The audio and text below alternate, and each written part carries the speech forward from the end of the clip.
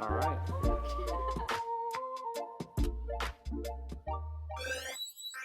Hi, welcome to TUTV. I'm Catherine. And I'm Jono. And it's homecoming week, isn't it, Jono? It is, y'all. I am so excited for this week, for real. We got the football game, but tonight we have street painting, though. Tell me more about that, because I'm honestly, I've got no idea. Understand, I got you. So pretty much my understanding is that a lot of the organizations on campus are paired with one another, and pretty much they perform an artistic expression by paint, I guess. And they paint on the streets up at the New U, and pretty much they represent the organization through that medium. So no, yeah, it's really nice. They make some really cool art. You also take a look at it for sure. It definitely lasts a while, because I remember seeing it done last year. Oh yeah. And thankfully it didn't rain, so let's hope it doesn't rain. It has been raining, so let's hope it doesn't rain once they've painted that, because it'd be really nice for it to last the whole week, wouldn't it? But no, I'm so excited, and there's so many events coming up. We'll discuss that a little bit later. But yeah, I'm really, really excited for the week. Nope, same here, definitely. And plain white tees at the end of the week as well. Excited for that too. All right, y'all. We'll see you in a little bit. Peace out.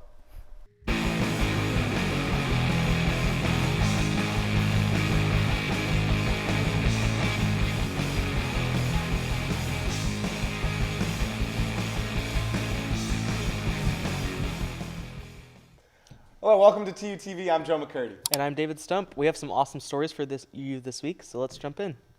A teenage girl and health teacher were shot and killed this past Monday at the Central Visual and Performing Arts High School in South St. Louis. The suspect was identified Monday evening as 19-year-old alumni Orlando Harris. By 9:30 a.m., the area around the school was blocked off by police, ambulances, and a SWAT van. Students and staff streamed from the school with hands in the air, filling up Hereford Street towards the Schnucks on Arsenal, where hundreds of evacuees gathered. Earlier Monday, Mayor Jones and Representative Cori Bush spoke at the first news conference of the day. Bush said in her statement that, quote, "It's so unfair. I'm heartbroken for these families. Our children shouldn't have to experience this," end quote. Bush said it's vital to get help if you need it in the shooting's aftermath. If you don't know who to talk to, you can call our office, she said in a closing statement. According to an article published by the New York Times this past weekend, Harvard may be forced to pay $15 million due to an insurance-related mishap made in past affirmative action case. In 2014, the Students for Fair Admissions organization sued Harvard, arguing that its practice of taking into account race in its undergraduate admissions decisions was unlawful and harmed Asian American applicants. In order to cover defense costs, Harvard paid $2.5 million, but failed to contact their excess's insurer, Zurich Insurance, until over a year after the policy's deadline passed in 2017. Tom Baker, a law professor at the University of Pennsylvania, said in a statement that, quote, "Somebody seriously messed up. I teach about this stuff. One of the things you teach people about claims made policies is that you've got to provide notice early and often," end quote. In court papers, lawyers for Zurich said that these cases were straightforward. In response, Harvard's lawyers argued that Zurich, quote, "surely knew," end quote, about the affirmative action suit and could have provided notification of the lack of payment. This past month, the U.S. Department of Education performed a reversal that will affect who qualifies for student debt relief. The 800,000 borrowers who have only taken out federal family education loans and Perkins loans are no longer covered under the Student Loan Forgiveness Program. Those who have taken out direct loans in conjunction with FFE loans and Perkins loans will have their direct loans canceled, but will have to continue paying off their other loans. As of now, it's unclear why the department reversed its decision on allowing FFEL borrowers with commercially held loans to consolidate and then qualify for debt relief. Apple is reportedly decreasing its production of the iPhone 14 Plus. Apple has told at least one manufacturer in China immediately halt production of its iPhone 14 Plus components. According to an anonymous individual who is a part of Apple's procurement team, Reevaluation of the demand for the product is now underway. Demand for the iPhone 14 Plus is supposedly quite low, as consumers seemingly prefer to spend the extra $100 for the iPhone 14 Pro and its extra features. The iPhone 14 line was unveiled during Apple's keynote event in September and has only been available to the public for a little over 2 weeks. This past weekend, the James Webb Space Telescope has returned an image of the famous Pillars of Creation in infrared light that's the, quote, sharpest, most detailed portrait of this spectacular star-forming region ever seen, end quote, according to an article published by CNET. In the article written by the CNET editor Eric Mack, a comparison between the 2014 image taken with the Hubble Space Telescope and the new image taken with the Webb Space Telescope is made. The Webb Space Telescope is able to highlight unseen parts of the pillars of creation by peering through the dust and debris which the Hubble telescope was unable to do. NASA and astronomers around the world will be looking to images like these and more data from Webb to glean a better understanding of the process of star formations.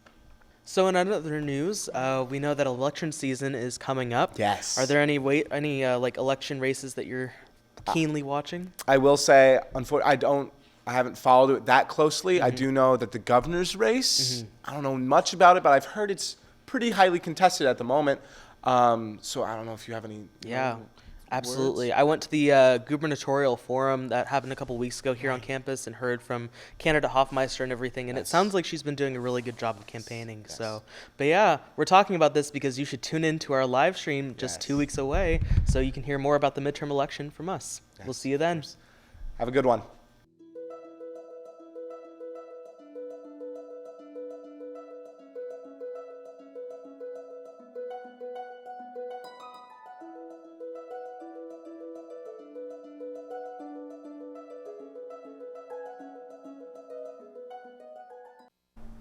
Hi, welcome back to the interview section of TUTV, and I'm interviewing Caspian Denton, a fellow TUTV member, about Studio 151. So tell us a little bit about Studio 151, Caspian. So Studio 151 is our student-led, student-produced podcast studio. It's also part of the TU Media Lab, and that's why we're kind of, a little bit of like a sister organization to TUTV.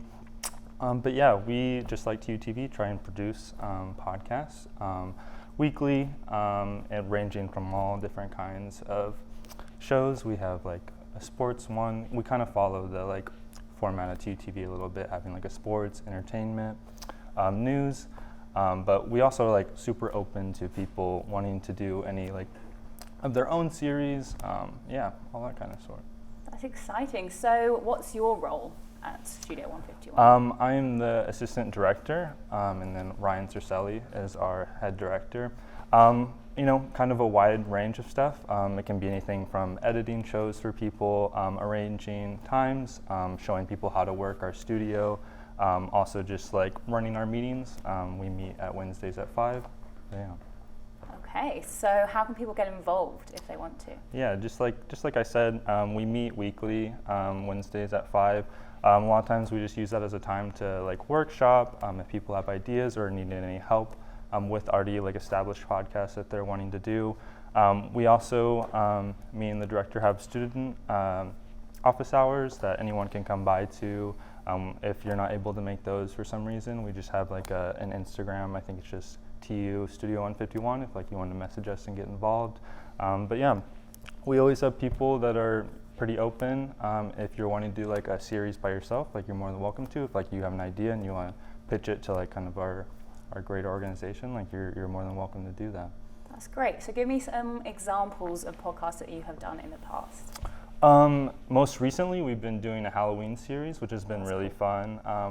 We've kind of tried to do that in the past, and it hasn't been so successful, but we made sure we wanted to like pinpoint it down this year. So we've been doing like going over different genres of horror movies, like found footage, slashers, and there's like horror movies in general. So that's been really fun. I love horror movies, so it's been fun getting to just talk about them.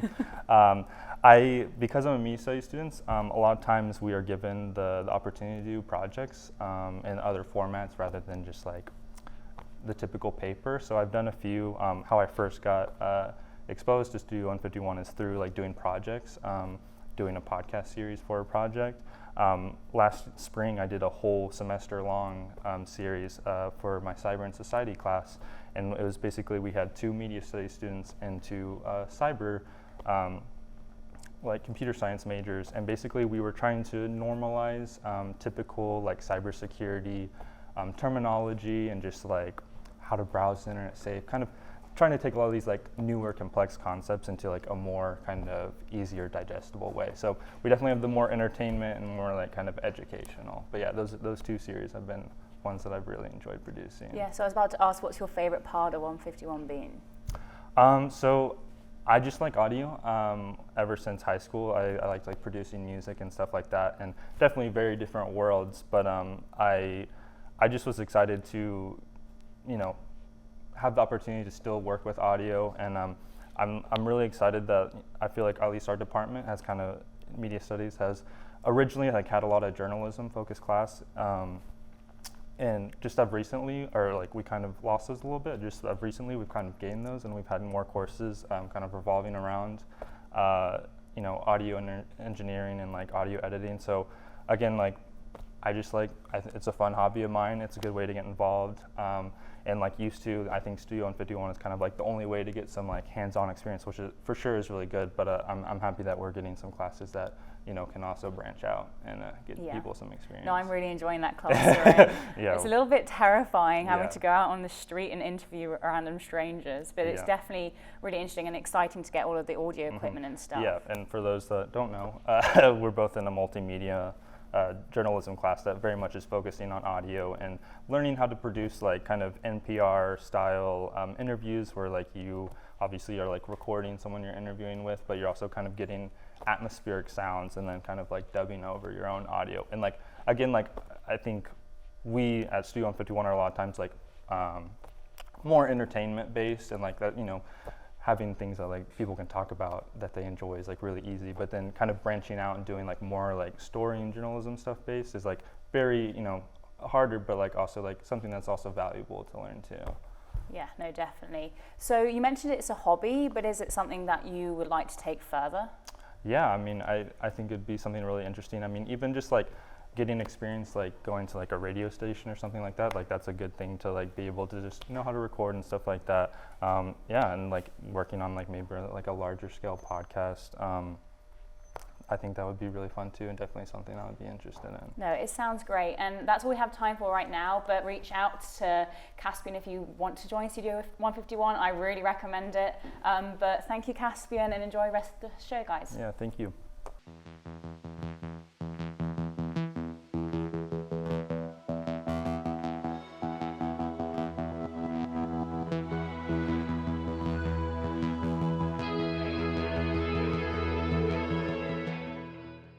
Welcome back to TUTV. I'm Joe McCurdy. And I'm Aiden Whitaker. We have some exciting news this week. Let's get into it.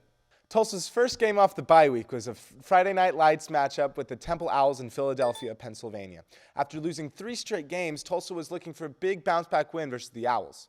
Tulsa got off to a rough start with Davis Brin's first 2 pass attempts being intercepted, one of which was returned for a touchdown, giving Temple a 10-0 lead. But after back-to-back touchdowns by the Golden Hurricane, Tulsa went into the locker room with the lead. They kept the lead for the remainder of the game and got the 27-16 win over Temple, improving to 3-4 on the season and 1-2 in conference play. A lot of the win can be attributed to running back Deneric Prince, who finished the game with 231 rushing yards and 2 touchdowns, one of which was an 84-yard house call in the 4th quarter. This was Tulsa's first 200-plus yard game since 2017. On top of Prince's performance, wide receiver Keelan Stokes broke the all-time leader in receiving yards at the University of Tulsa, a record that was held by Howard Twilley, who played in the late 60s, and was a record that was thought to never be broken. Stokes will look to continue to build that record up for the remainder of the season.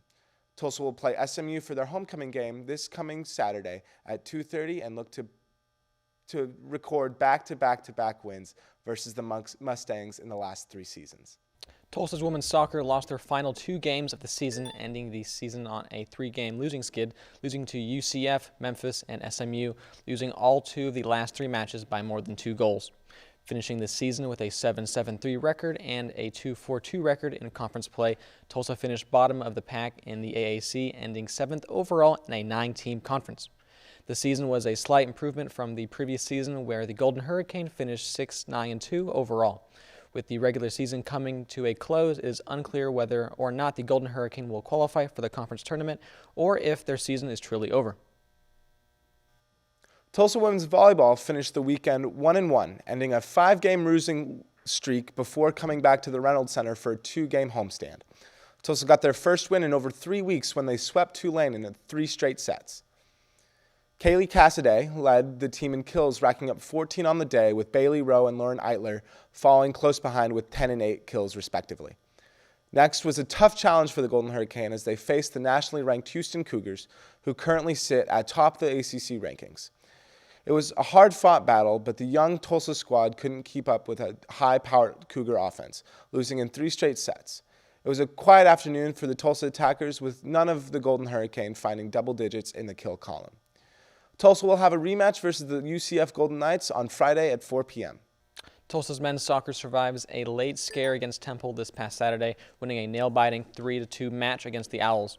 Tulsa got the scoring goal going first with Mariano Fazio converting on a corner kick on the 39th minute. Temple kept it close, however, scoring in the 44th minute to tie it at a one-piece going into the half. Tulsa scored early in the second half as Sergio Baena clears a crowd of Temple defenders to find a net to put Tulsa up 2-1 in the 47th minute. Temple unfortunately continued to match Tulsa's goals, tying the game yet again in the 76th, not allowing Tulsa any room to breathe. Alex Meinhard was once again Tulsa's savior as he converted a Tulsa penalty kick in the 83rd minute, giving Tulsa the lead, and eventually the win for the Golden Hurricane. This was Meinhard's first goal since coming back from the injury and hopefully won't be his last. Now improving to a 8-2-2, Tulsa has 2 more games slated before ending the regular season, with their final homecoming game up this Friday against UCF at 6 p.m. before heading off to face SMU in Dallas as Tulsa fights to claim the #1 seed in the American. The World Series is set as we see the Philadelphia Phillies and the Houston Astros face off for the coveted Commissioner's Trophy. Philadelphia has fought all the way from the wild card series, beating the St. Louis Cardinals and the defending champions in the Atlanta Braves, and most recently the San Diego Padres to win the NLCS. This is the Phillies' first time in the World Series since losing to the New York Yankees in 2009. The Houston Astros, holding the 1 seed out of the AL West, swept both the Seattle Mariners and the New York Yankees, both of which were fan favorites to make it to the World Series. This is the Astros' 3rd time in the World Series in the last 10 years, with their controversial 2017 World Series win being their most recent championship. The 2 teams will have their first matchup on Friday, October 28th, with Philadelphia hosting Game 1. So I don't know about you, but I'm really excited for this matchup in the World Series. Personally, I'm pulling for the Phillies. I don't know, that 2017 Astros win just doesn't sit well with me. We're #1 the seed, so I don't know. I don't know. You can take your trash can. Yeah, and be quiet. yeah, okay. So I mean, it's the Philadelphia's first time since 2009. And they haven't won since 2008. So, I mean, it's hard not to cheer for the Phillies. Bryce Harper, Kyle Schwarber. I don't know. We'll let it all stay we'll see on what the field. happens, okay? Yeah, We'll see I'm what excited. So, that's all from us. Have a good one.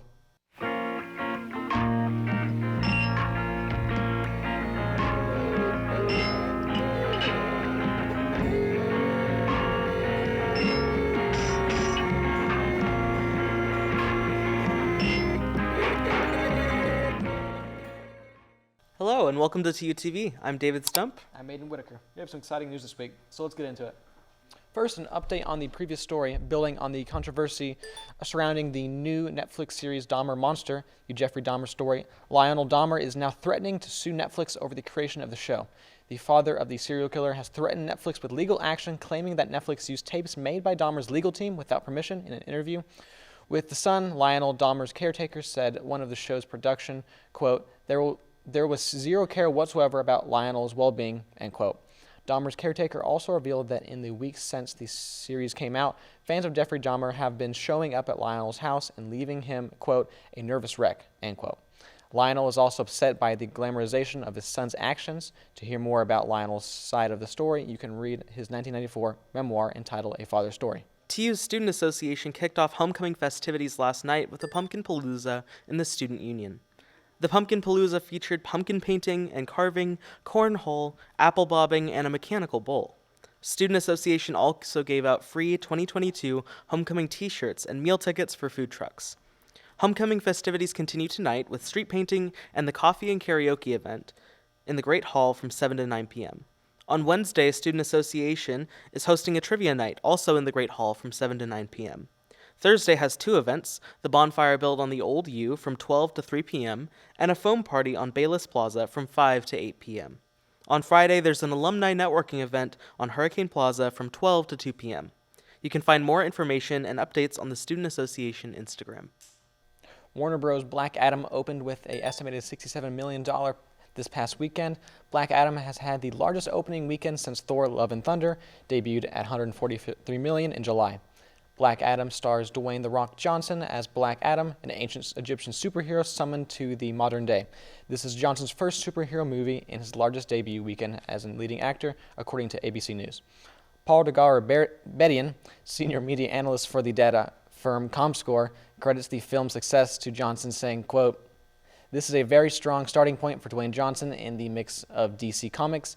He's like a box office supercharger, 40% Rotten Tomatoes, but people just want to see Dwayne Johnson on the big screen because he's bigger than life," end quote.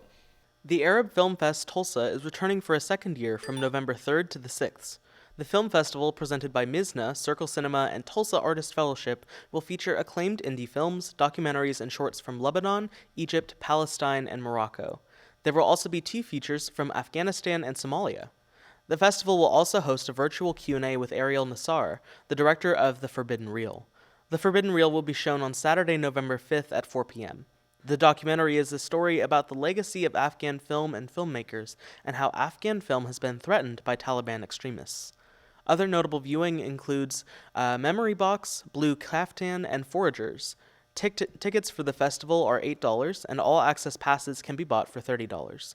All films will include English closed captions. So it's just such a great time to be in the entertainment scene in Tulsa. We have TU's Homecoming coming up. We're on the tail end of Oktoberfest now, the Arab Film Festival. Just so many great things. Got the bonfire this Friday. Absolutely. Super excited for that. Exactly. It's just going to be such a great week. I'm looking forward to it. Think we can have some s'mores during the bonfire? Or You know, I have heard of people trying to do that in the past. Get like a really long stick. Exactly. You need like a 30-foot stick to get to the actual fire, but, you know, it'd be pretty cool to try. Yeah, I'll see you out there roasting s'mores or something like that. Yeah. Well, awesome. Well, that's all the time we have for y'all this week. We'll see you next time. See ya. So I know we've bombarded you guys with homecoming stuff, but we're going to talk about it some more, aren't we, Jono? Definitely, yes. No, today, so we have street painting today, but yesterday we had the Pumpkin Palooza with the mechanical bull. Yes, I saw some really funny videos and pictures of that. It looked amazing. No, it did look like a lot of fun. So then we have, I guess, tomorrow is... That's not the foam party, is it? That's Thursday. It's Thursday. Along with building the bonfire, I believe. Can't say I've ever attended a foam party before, but it does sound very interesting, and I will be trying to get there. Definitely. I think the concept's like soap fight. Like, that's my understanding, but I'm not even sure if that's right. So don't take my word for it, but yeah, so definitely. It'll be a surprise. But then obviously we do have the actual bonfire on Friday, which is very exciting. And what was it, alumni networking as well? Yes, so all day, or at least from 12 to 2 at like the student center. But yeah, no, definitely. It's talking to those alumni for sure. So have you been to the bonfire before? I have. My first year was last year, and it was larger than life, I must say. No, definitely. Yeah, it was. A lot hotter than I anticipated it to be. No, definitely. And I was very far away from the fire, but still we have the firemen there in case we need any assistance with controlling it. So, we're all safe and good. So it's very odd to me, like having a fire and not being able to like toast a marshmallow on or something. That is the one downside. I would not recommend doing that, guys, just saying. Yeah, but, especially for this one, But yes, no, it's a very odd concept to me as well, the fact that they destroy that flower bed with the TU on it every year and then they rebuild it. It's just very strange. But I couldn't think of a better place to have the bonfire, to be honest. And I just love it. And get some very great photos from it. But yeah, and I'm very excited for that. And then the homecoming game on Saturday. Yes, versus SMU. Yes, I'm so so that's excited. a big one anyway. But also, they've just announced that it's actually 100 years since we became the Golden Hurricane. Yeah. And so they're going to be really pushing that at the game. And I'm a member of SAC, so the Student Athlete Advisory Committee, and we get to wear T-shirts and all stuff like that. So I'm very excited. It's a very cool thing that we're part of. And I remember my freshman year, it was like 125 years of Tulsa itself. So. Yeah.